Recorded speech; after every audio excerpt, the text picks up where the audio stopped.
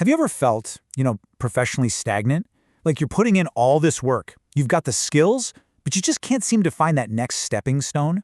Well, welcome to The Explainer. I'm so glad you're here with us today because we're going to look at your professional and personal life through a completely different lens. Most of us just go through life passively collecting contacts, right? A business card here, a connection request there. But when you're feeling stuck, what you actually need isn't just more random contacts. You need a GPS. A GPS to navigate the landscape of the network you already have. So today, we're decoding the art of network topography. I want you to take just a second and do a quick mental scan of your contacts. If I asked you, who holds the key to your next big opportunity? Who immediately pops into your head?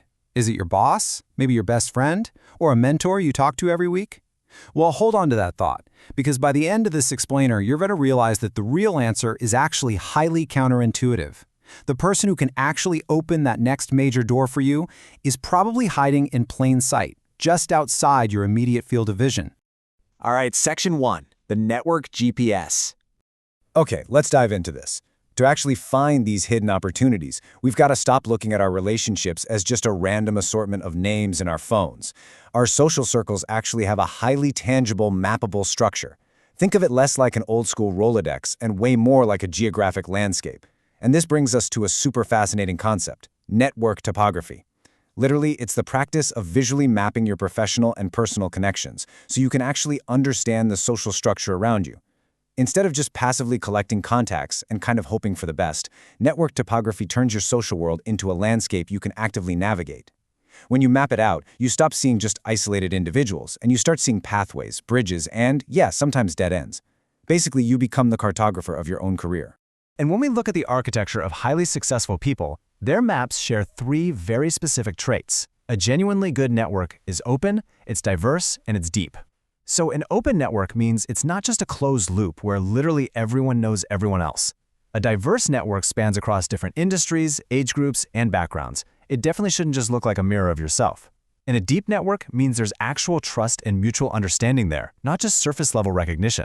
Cultivating this specific trio of traits, that is the absolute foundation of turning a static list of names into a dynamic engine for opportunity. Moving right along, Section 2, Strong versus Weak Ties.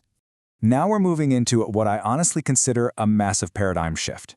If you take away just one thing from our time together today, let it be this next concept.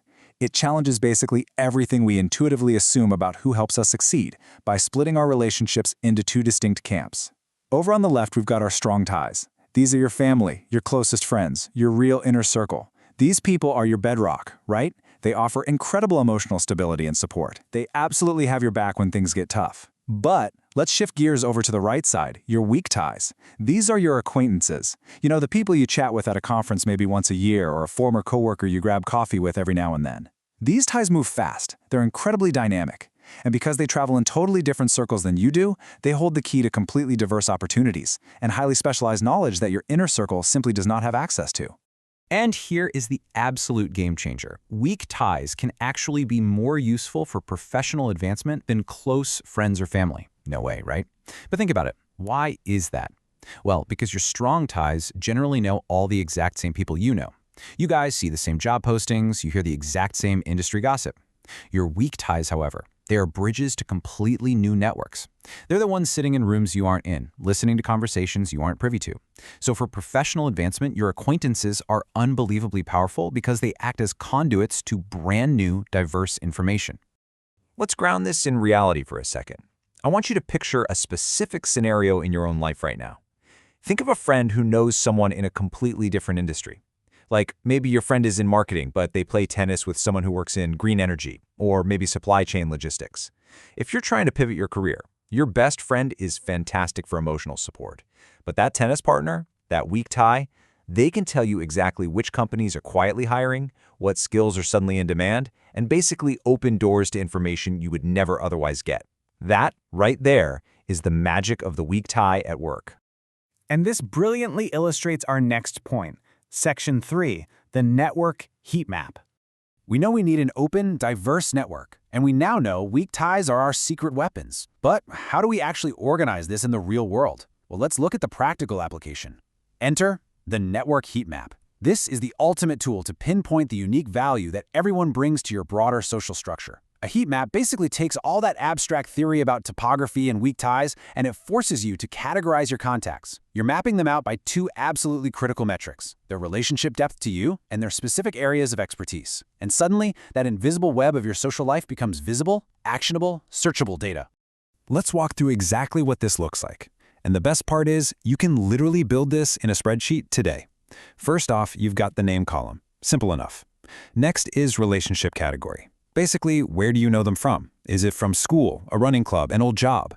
Then you plot the tie strength. Are they a strong tie or a weak tie? And you've got to be honest with yourself here. Finally, and this is the most important part, you list their superpower or expertise. Maybe their superpower is that they're just an incredible public speaker, or they deeply understand AI regulation, or maybe they just know literally everybody in the local restaurant scene. By filling out these columns, you transform a kind of blurry concept into really concrete data. You'll immediately spot where your network is all clustered together, and more importantly, exactly where your blind spots are. So, the crucial point is, bringing us to Section 4, mapping your superpowers.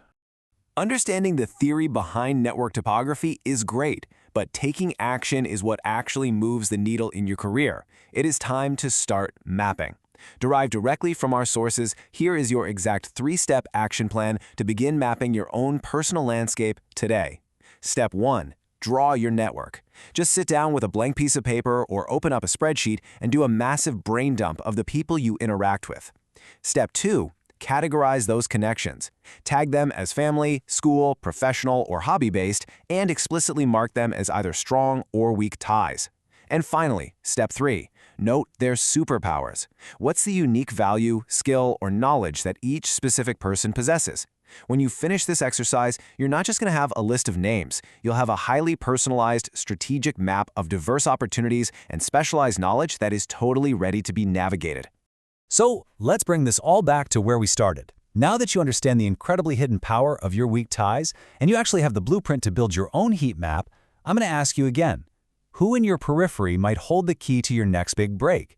It's time to map your topography, look to the outer edges of your social circle, and find out. Thank you so much for joining me on this explainer, and hey, happy mapping!